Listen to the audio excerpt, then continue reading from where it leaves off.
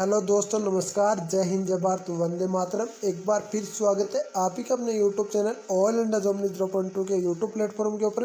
तो जैसा कि आप सबको पता है, आपकी हिंदी की क्लास आपकी डेली 3 बजे होती है।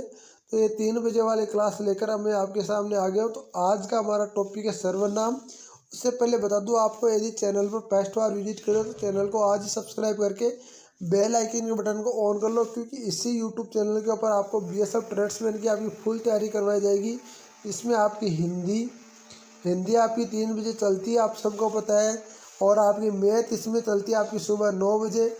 मैथ चल रही है सुबह 9 बजे। और आपकी रीजनिंग चल रही है सुबह 9 बजे, मैथ चल रही है। और रीजनिंग चल रही है आपको 10 बजे। 9 बजे आपकी मैथ चल रही है, 10 बजे रीजनिंग चल रही है। और आपका जीके शाम को 7 बजे चल रहा है। तो इन क्लासों को आप ज़रूर ज्वाइन करें और वीडियो को शेयर जरूर कर दें। तो चलो शुरुआत करते हैं।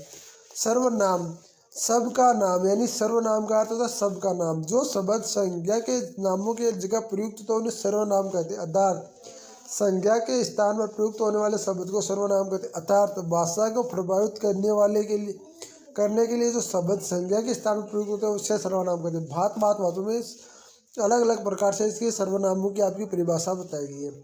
सर्वनाम उस विकारी को कहते हैं जो पूर्ण पूर्ण परस्पर संबंध किसी भी संज्ञा में बदल जाते हैं। ठीक है ना।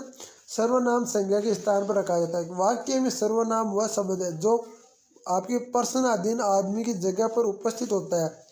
सर्वनाम केवल एक नाम नहीं बल्कि नाम के बारे में बताती है। संज्ञा पुनरावृत्ति दूर करने के लिए सर्वनाम का प्रयोग किया जाता है। हिंदी में मूलतः 11 सर्वनाम है। यह बात याद रखना, सबसे महत्वपूर्ण इम्पोर्टेंट बात यही है कि हिंदी में मूलतः कितने सर्वनाम है। तो 11 हिंदी में मूलतः सर्वनाम है। कितने? 11 हिंदी में मूलतः सर्वनाम। अब बात करते देखो कौन कौन से।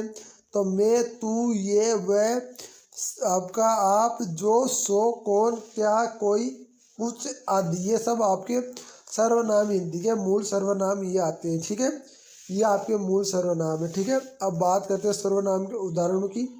उससे पहले बता दूं आपको, अभी तक यदि चैनल को सब्सक्राइब करके और टेलीग्राम चैनल को ज्वाइन किया, टेलीग्राम चैनल को जरूर ज्वाइन करेंगे। सर्वनाम के उदाहरण। तो सीता गीता से कहा कि मैं तुम्हें पुस्तक दूंगी, यानी मैं तुम्हें पुस्तक दूंगी। सीता गीता से कहा मैं बाजार जाती हूँ। सोवन एक अच्छा विद्यार्थी है, वह रोज स्कूल जाता है। राम मोहन के साथ उसके घर गया। यहाँ पर मैं, वह, उसके स्थान पर प्रयुक्त होने वाले सर्वनाम प्रयुक्त हुए। अब देखो सर्वनाम के 6 भेद बताए गए हैं। देखो कौन कौन से बताए गए 6 भेद हम देखेंगे। 6 भेदों को हम अलग अलग पढ़ेंगे भी। पुरुषवाचक सर्वनाम, निजवाचक सर्वनाम, निश्चयवाचक सर्वनाम, अनिश्चयवाचक सर्वनाम, संबंधवाचक सर्वनाम और प्रश्नवाचक सर्वनाम। इन सर्वनामों को आपको परिभाषा और इनको किस प्रकार से पहचाना जाता है ये हम पढ़ेंगे अभी। तो बने रहिए वीडियो में लास्ट तक और क्लास को पूरी जरूर देखें। देखो शुरुआत करते हैं फर्स्ट आता है आपका पुरुषवाचक सर्वनाम। कौन सा आता है? पुरुषवाचक सर्वनाम। तो पुरुषवाचक सर्वनाम जिन सर्वनाम शब्दों का प्रयोग वक्ता द्वारा खुद के लिए दूसरों के लिए किया जाता है उन्हें पुरुषवाचक सर्वनाम कहते हैं। जैसे मैं, हम, तुम, आप, ये, वह, ये किसी और के बारे में बताने के लिए आदि। ठीक है ना। यानी वक्ता खुद के लिए, वह, तुम, आप यानी खुद लेता है ना, वो आप ही सर्वनाम कहलाता है। यानी आपके लिए और दूसरों के लिए लेता है। दूसरे शब्दों में जिन शब्दों में व्यक्ति बोध तो होता है, व्यक्ति का बोध होता है, उन्हें पुरुषवाचक सर्वनाम कहते हैं। इसका प्रयोग व्यक्तिवाचक संज्ञा की जगह किया जाता है। इसका प्रयोग स्त्री और पुरुष दोनों के लिए किया जाता है। जिस सर्वनाम का प्रयोग सुनने वाले यानी श्रोता, कहने वाले यानी वक्ता किसी और व्यक्ति के लिए होता है उन्हें पुरुषवाचक सर्वनाम कहते हैं। तो देखो हम पुरुषवाचक सर्वनाम के आपके भेद देखते हैं। तो मैं फिल्म देखना चाहता हूँ, आपके मैं घर जाना चाहती हूँ, आप कहते हो तो ठीक हो ही होगा, तुम जब तक आए तब तक वहाँ चला गया, आजकल कहाँ रहते हो, वह पढ़ने में बहुत तेज है, यानी कि वो पढ़ने में बहुत तेज, आप सब पढ़ने में बहुत तेज हो। और आप मेरे को पता, आप सबको बीएसएफ ट्रेड्समैन और आपका 41 एकेडमी एक ना एक भर्ती जरूर मिलेगी। पुरुषवाचक सर्वनाम के भेद। तो पुरुषवाचक सर्वनाम के 3 भेद हैं। उत्तम पुरुषवाचक सर्वनाम, मध्यम पुरुषवाचक सर्वनाम, अन्य पुरुषवाचक सर्वनाम।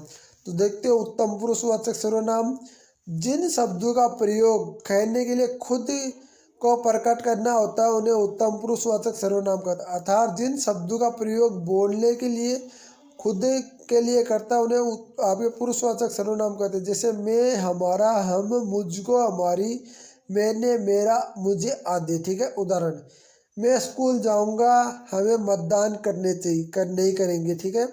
आपका मध्यम पुरुषवाचक सर्वनाम क्या कहता है?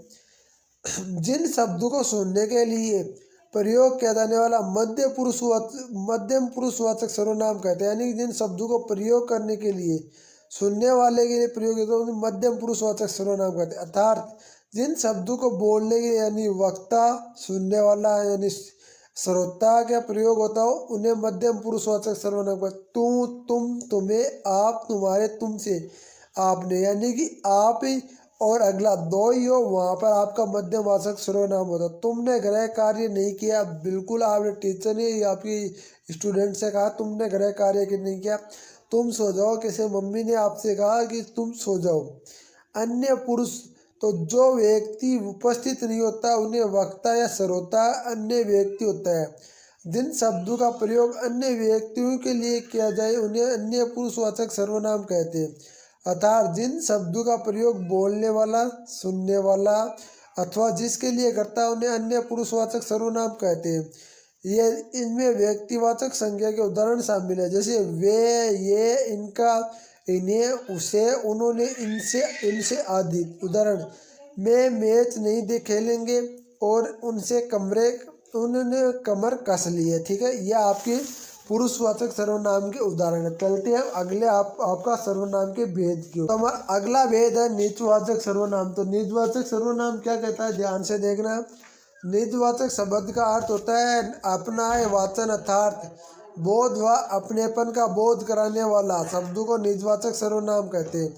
अर्थात जिन सर्वनामों का प्रयोग कर्ता के साथ अपनेपन को बोध कराता है उसे हम निजवाचक सर्वनाम कहते हैं। वहाँ पर वक्ता अपने आप शब्द का प्रयोग करता है उन्हें निजवाचक सर्वनाम के नाम से जाना जाता है। जैसे हमें, तुम, अपने, आप, निजी, खुद, स्वयं आदि। आप शब्द प्रयोग पुरुषवाचक एवं निजवाचक शब्द दोनों सर्वनामों में होता है। यहाँ पर आप शब्द का प्रयोग श्रोता के लिए वहाँ आदर सूचक मध्यम पुरुष होता है, जहाँ आप शब्द प्रयोग के लिए वहाँ निजवाचक होता है। निजवाचक सर्वनाम के उदाहरण देखो, मैं अपने कपड़े स्वयं धो लूँगा, मैं वहाँ अपने आप चला जाऊँगा, मैं खुद कुछ नहीं कर सकता, मुझे सहायता चाहिए। ईश्वर ने उन्हें के साथ देता है जिनकी मदद करने, जो अपनी मदद स्वयं करता है। बिल्कुल आप भी मदद करो, आपकी भी भगवान साथ देगा।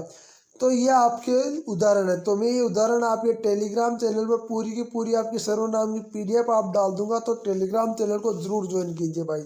ठीक है ना। अगला आता है आपका निश्चयवाचक सर्वनाम। तो निश्चयवाचक सर्वनाम की परिभाषा, जिन शब्दों में किसी व्यक्ति, वस्तु, घटना और निश्चित रूप से संकेत करे उन्हें निश्चयवाचक सर्वनाम कहते हैं। ये संकेतवाचक सर्वनाम भी कहते हैं। ये, वह, वे, ये यानी निश्चित रूप से बोध कराता है।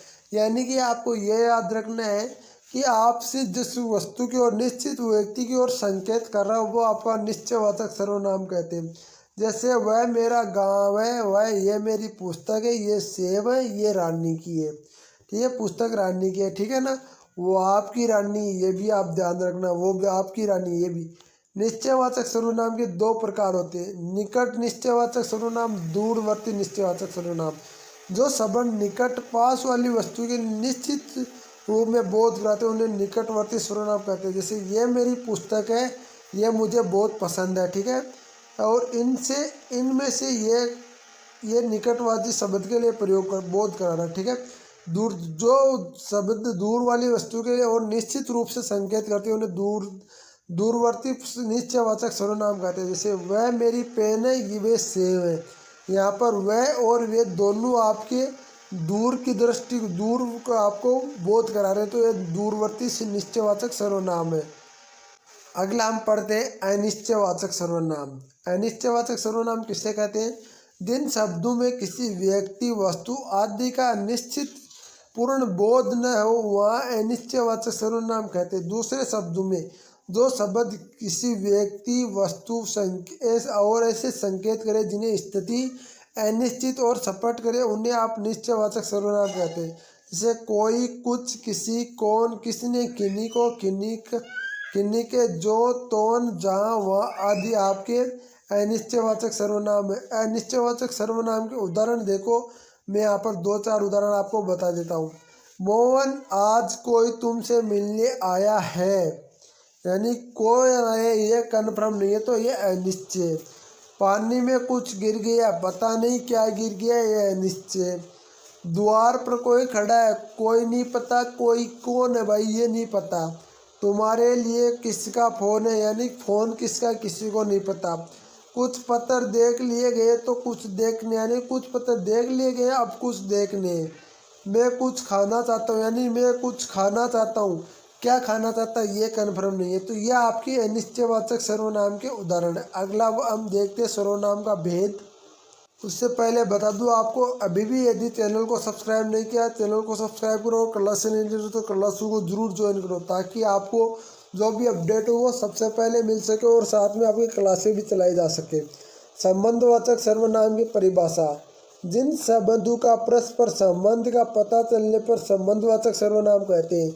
जिन शब्दों के दो पदों के बीच में संबंध पता चले उन्हें हम संबंधवाचक सर्वनाम, या जिन शब्दों में किसी व्यक्ति, वस्तु का एहसास हो लेकिन उसका निश्चित रूप से पता नहीं चलता, वह अनिश्चयवाचक सर्वनाम कहते हैं।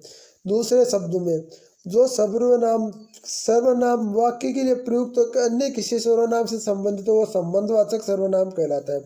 संबंधवाचक सर्वनाम के उदाहरण, जैसी करनी वैसी भरनी, जिसकी लाठी उसकी भैंस, जो सोएगा वो खोएगा, जो जागेगा वो पाएगा, जैसा कर्म करोगे वैसा फल मिलेगा। ये कौन से संबंधवाचक सर्वनाम है, यानी कि आपका वह लड़का है जो घर गया था, वही लड़का है जो घर आया था, ठीक है ना। जो बच्चे परिश्रम करते हैं वो सफल होते हैं, आप भी सफल होगे एक दिन, डेली क्लासें लिया करो। ये वही पुस्तक है जो मुझे नहीं मिल सकी रही थी। जो बच्चे मेहनत नहीं करेंगे वो फेल हो जाए, बिल्कुल वो तो फेल होंगे ही होंगे, सबको पता है। जो मेहनत नहीं करेगा, आज तक बिना मेहनत किसी को क्या कुछ मिला है क्या? तो प्लीज़ आपसे बोल रहा हूँ, मेहनत करो, और मेहनत का फल कभी ना कभी इंसान को जरूर मिलता है। पढ़ते हैं हम पर्सनवाचक सर्वनाम, तो इसके नाम से हमें पता चलता है कि पर्सन का बोध होना चाहिए, तो पर्सनवाचक सर्वनाम कहते हैं। जिन सर्वनामों के शब्दों में कुछ आपके पर्सन पूछने का प्रयोग किया उन्हें पर्सनवाचक सर्वनाम कहता है। जिन शब्दों के संबंध आपका पर्सन का बोध तो उन्हें पर्सनवाचक सर्वनाम कहते हैं। अर्थात जो शब्द आपका शब्द सवाल पूछने के लिए प्रयुक्त होता है उसे पर्सनवाचक सर्वनाम कहते हैं। सरल शब्दों के लिए पर्सन करके अब जिन सर्वनाम का प्रयोग होता है उसे पर्सनवाचक सर्वनाम कहते हैं। से कौन, क्या, किसने, किसका, किसको, किसके लिए, कहाँ आदि, ये सब पर्सनवाचक सर्वनाम है। तो पर्सनवाचक सर्वनाम के उदाहरण देखते हैं। ये कौन है, यानी कि सबसे आपको देखना पर्सनवाचक चिन्ह लगा होना चाहिए एक तो, यदि वो नहीं है तो टोकरी में क्या रखा है ये भी आपको पर्सनवाचक है। बाहर कौन खड़ा है ये भी आपका पर्सनवाचक है। तुम क्या खा रहे हो ये भी पर्सनवाचक है। देख लो कौन आया है, यानी ये भी पर्सनवाचक है। तुम बाजार से क्या लाए हो ये भी पर्सनवाचक है। मेरा बटुआ किसने लिया, यानी मेरा बटुआ किसने लिया। तुम कहाँ जा रहे हो, तुम बाजार से क्या लाए हो, वह क्या कर रहा है। तुम रोज कहाँ रहे क्या करते हो, तुम्हारा ये क्या काम है। इस लड़के का क्या नाम है। देखो दरवाजे पे कौन खड़ा है। नहीं, सिंपल सी बात है कि पर्सनवाचक चिन्ह और आपका पर्सन का बोध होना चाहिए, वो कौन सा कहलाएगा, आपका पर्सनवाचक सर्वनाम कहलाए। तो आप सबको पता है भाई हमारा आज का टॉपिक सर्वनाम हमारा पूरा हो चुका है। तो सर्वनाम की क्लास कैसी लगी वो जरूर बताना, और कमेंट बॉक्स में ये बता देना कि वीडियो कैसा लगा। वीडियो को लाइक, और चैनल पर पहली बार हो तो चैनल को आज ही सब्सक्राइब करके बेल आइकन के बटन को ऑन कर लो, ताकि जो भी आपको नोटिफिकेशन डाले वो सबसे पहले और सबसे सटीक जानकारी के साथ मिल सके। जय हिंद, जय भारत, वंदे मातरम। वीडियो कैसा लगा कमेंट बॉक्स में जरूर बताना मेरे भाई।